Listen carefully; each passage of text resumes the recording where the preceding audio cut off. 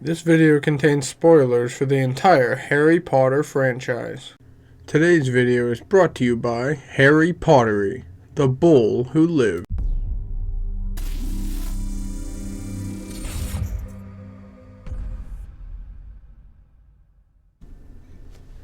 What's up, movie fans? Welcome back to the Hills Maniacs. I'm the Master of Movies Clay, and today I'm going to be doing a ranking of all the Harry Potter movies. So, if you, like me, are a fan of Harry Potter, you've probably seen all the movies, read all the books. I haven't read the books, but I have seen every movie numerous times, and everything, every series, every whatever has a best and a worst in between. And so in this video, I'm going to rank the Harry Potter movies based on what I think is the worst to what I think is the best. Now, don't get me wrong, I really enjoy most of the Harry Potter movies. And I have nothing against Harry Potter or the people that worked on these movies. This is just kind of my opinion on the Harry Potter movies. So there's obviously 8 movies in the Harry Potter franchise. There were 7 books, but 8 movies because Deathly Hallows was split into 2. And I will not be counting Fantastic Beasts or Fantastic Beasts: The Crimes of Grindelwald, as if they continue with that series, I will do a ranking of those separately, then maybe come back and rank them where they fit in the Harry Potter ranking franchise, if you will. So number 8, which is my least favorite, would be Order of the Phoenix. For me personally, it was just kind of slow, and Dolores Umbridge. That's pretty much all you need. And the whole thing with the prophecy and all this stuff, like, I understand that it was important that we learned about this prophecy of the one who has the power to destroy Voldemort, and it could be Harry, and Harry or Neville, apparently, but did they need to make a whole movie based on it? I don't think so, because I think they could have figured that out anyways, since Sybil Trelawney, who is actually the divination professor at Hogwarts, told Dumbledore about this prophecy, and Dumbledore, who was still alive at this point, would have known. So he could have just told Harry, hey, there's a prophecy that you have to kill Voldemort, and this whole thing could have been avoided. Now, again, these are based off of books, so they did have to go... these are based off books, so they did have to go by the source material. However, I just don't think this movie was necessary in this sense. And yes, it gave Harry the sense of loss when Sirius Black died, spoiler alert, and a sense of anger because he wanted to get back at Bellatrix. But other than that, you really didn't need this movie. There was really no point to this, and this has always been my least favorite in the franchise. So coming in at number 7, we have Harry Potter and the Goblet of Fire, which is the 4th movie and the 4th book. Again, kind of like Order of the Phoenix, I thought it was kind of random. Like, they just all of a sudden have a wizarding tournament that has 3 schools together. And I know they say they do it every year, and this is like the first time Hogwarts has hosted it or whatever. And they end up having 4 people instead of 3 because it's called the Tri-Wizard Tournament, and they end up having 4 people.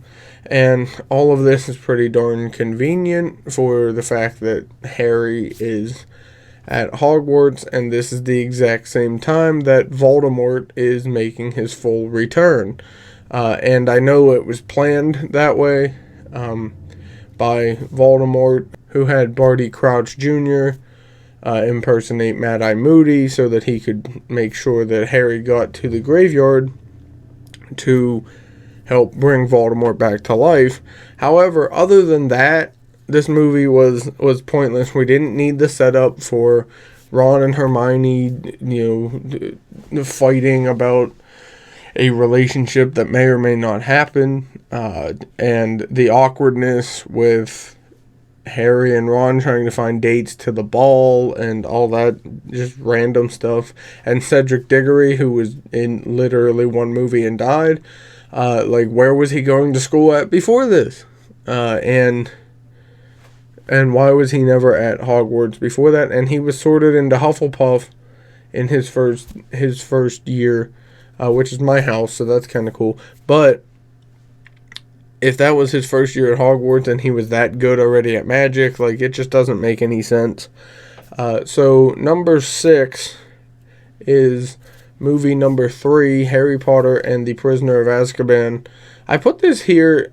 Now, it's not my least favorite plot-wise. I really enjoy the entire premise of this movie, and the one thing I don't like is how long it is, because they do go back in time, and we have to rewatch the same thing over and over again from a different perspective, and so everything that we already know what's happening, we get to see again happen, and that's the one thing I didn't like about this movie, and I've never been a fan of time travel stuff. If you've seen Endgame and you've seen me talk about Avengers Endgame, you know that.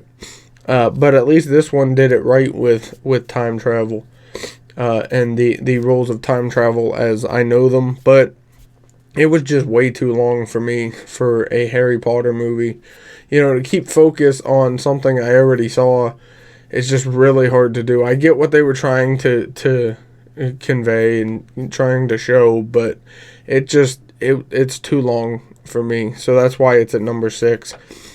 Number 5, I have Harry Potter and the Chamber of Secrets. I know a lot of people love this movie, and I don't hate it. I just, for whatever reason, it's one of those movies that I get really bored with watching. I don't know if it's because I've seen it so much, or if it's just there's just something about it. I mean, I like the concept of it, and I like how they introduce all the basilisk and Tom Riddle being Voldemort, and the diary, and just the one thing that I never understood was how nobody noticed that Lucius Malfoy gave the journal or the diary to Ginny Weasley. Ginny didn't even notice when he slipped it into her cauldron at Diagon Alley, and Harry noticed but didn't say anything. That's one thing that always stuck out to me. How did nobody notice this? And then Ginny's the one that ends up opening the Chamber of Secrets, because she was in a trance. And on that note, why did Lucius choose Ginny to give the diary to open the Chamber of Secrets? Why not give it to Draco and let Draco do it? But okay. And that's why Chamber of Secrets is at number 5, because there's a lot of plot holes and things that really, other than convenience, didn't need to happen in this movie. Number 4, I have the Deathly Hallows Part 1. Part 1 and Part 2 are really good movies. A lot of people don't like the first part, and I can see why. But I personally, I really like the first one. Not as much as the second one, but I'm not going to hate on the first one. I just put it at number 4 because I like these last 3 movies better. And there is some faults to Harry Potter and the Deathly Hallows Part 1, but most of the movie is overall a good movie. Now, did it need to be split into 2 parts? Probably not. They could have taken some stuff out and had one big movie, but they split it into 2, just like the Hunger Games, just like the Hobbit, things like that. But moving on to the top 3, If you've been keeping track of the movies I talked about already, you'll know what 3 are left. So at number 3, I put Harry Potter and the Half-Blood Prince. The reason I put it at number 3, it is just a great movie. It's really dark for a Harry Potter movie. You get to see Snape, in his full Death Eater persona. You get to see Snape playing both sides, really. Snape was always that character that kind of intrigued me. And he's played by the late Alan Rickman, who is a great actor. And I've always, for whatever reason, I've always liked the villains in movies. And Snape was always one of my favorites. And he's just so powerful as a wizard. And we get to see that a lot more in Deathly Hallows Part 2. If you haven't seen Harry Potter, I'm sorry. But Snape is the one that ends up killing Dumbledore. It turns out it's all part of his plan. Or part of Dumbledore's plan to get Harry to trust Snape again. Because Snape's actually a good guy. I've always been into this movie, and it is one of my favorites. It gets really dark, and I just love the way that everybody, you can tell that the actors are trying to portray that that dark energy in the movie, or the feeling of sorrow or sadness or depression or evil. You can just tell. And these actors do a great job in Half-Blood Prince, and that's why it's number 3. Number 2 is the Deathly Hallows Part 2. The Battle of Hogwarts at the end, or close to the end, is just one of my favorite scenes in Harry Potter. And one of my favorite, sequences, I guess, in Harry Potter. And I just love big battle scenes. And this was Harry Potter's big battle scene.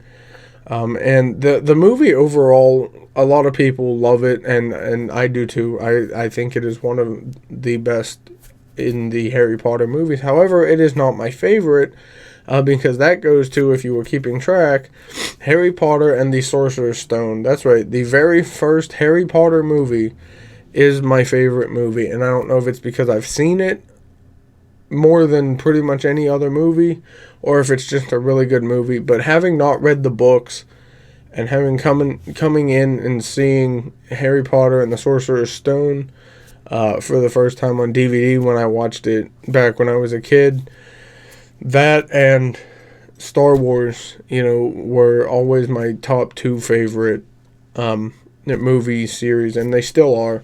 And Sorcerer's Stone really started that for me with Harry Potter, and I don't know if it's a sentimental thing for me that I put it at number 1, or if it truly deserves number 1, but in my opinion, Sorcerer's Stone is the best Harry Potter movie, and I think it's because of the kind nature of Richard Harris as Dumbledore, before we get the more serious Michael Gambon as Dumbledore after Richard Harris sadly passed away after Chamber of Secrets.